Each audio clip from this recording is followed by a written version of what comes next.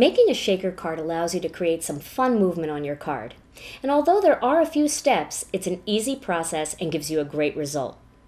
Let me show you the tools and products you're going to need for this technique. First, you're going to need something to cut shapes. And in my case, I'm going to use Nestabilities dies, but you can use other dies or punches or whatever you have.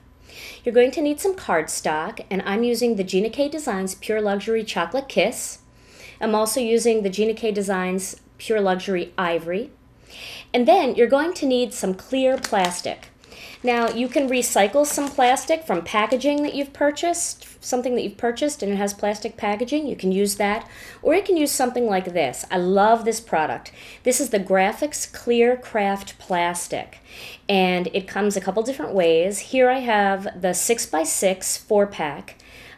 They make a 4x4 4-pack, which is great if you're just doing shaker cards. If you want it for some 3D projects, this is also a great product. And it's a little thicker than some of the acetates you may have worked with in the past, but I like that because it makes a nice sturdy card and you can use it for other projects, especially 3D things, without it being flimsy. So that's the kind of acetate that I'm going to use for my shaker card window.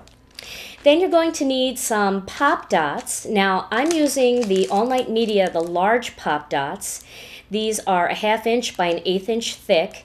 And what I've done is I've opened up the package and then I've cut them in half so they're just little half circles.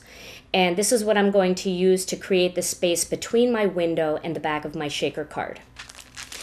You're going to need a rubber stamp and some ink. I'm using Memento Rich Cocoa, and I'm using one of the greetings from the Thanks a Million set from the Signs of Autumn Stamp TV kit.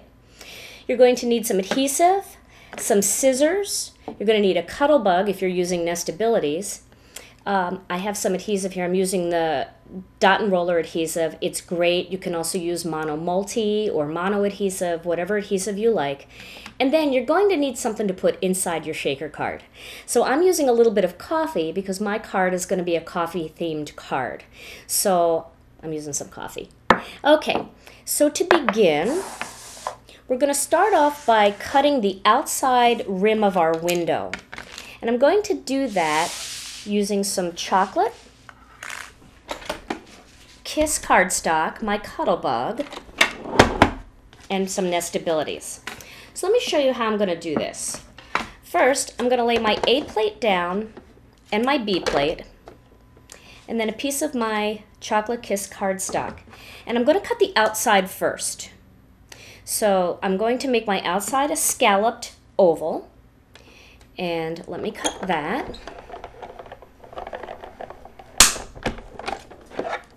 Okay, now once I've cut that, the next step is to make a window inside this oval. And I'm going to do that by using a smaller Nestabilities die, and I'm just going to line it up to where I want it. And of course you can do the same thing with punches. You can use different size punches. That works just fine.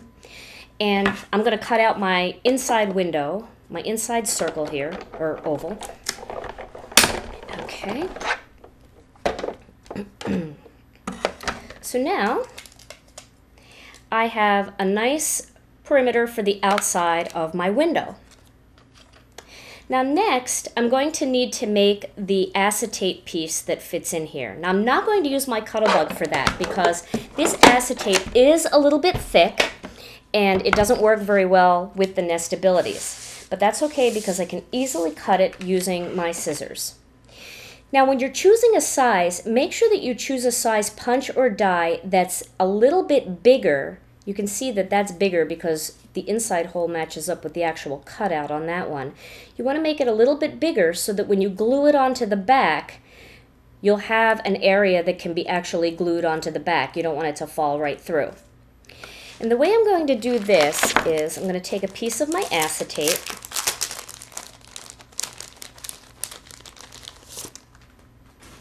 and I'm going to lay the Nestabilities die shape that I want, and then I'm going to use an alcohol marker. I've got a Tree Art marker here. You can use a Copic, you can use a Sharpie, anything you want, and I'm just going to trace the outside of this die.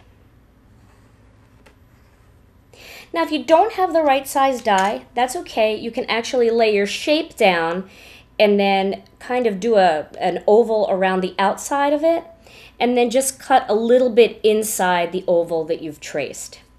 But here, since I have the right die, I'm going to use the die. I'm going to use my tonic scissors to cut that out. And as you can see, it's kind of a thick piece of acetate. What I really like about this product is it has this little blue film protecting the acetate and keeping it nice and clear. So while you're working with it and you're cutting it and you're playing with it, you're not scratching it up at all. So it's going to be a nice clear window when I'm done.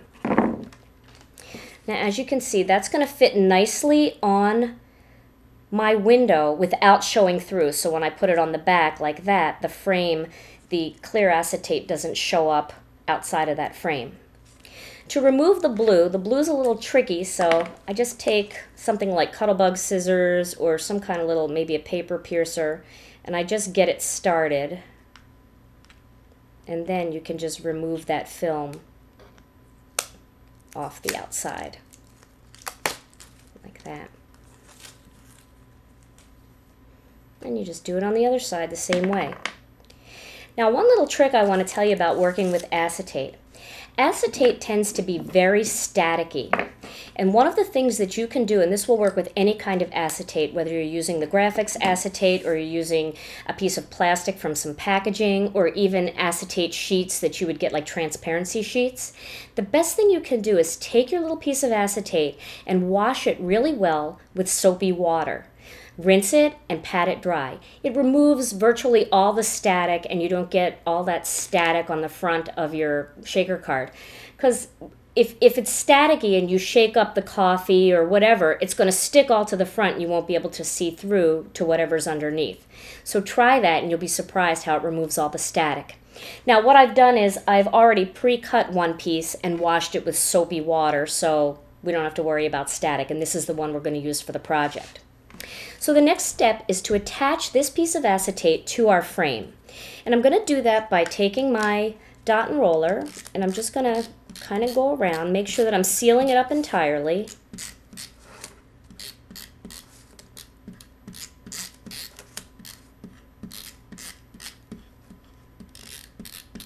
And now I'm going to lay my piece of acetate right over that window.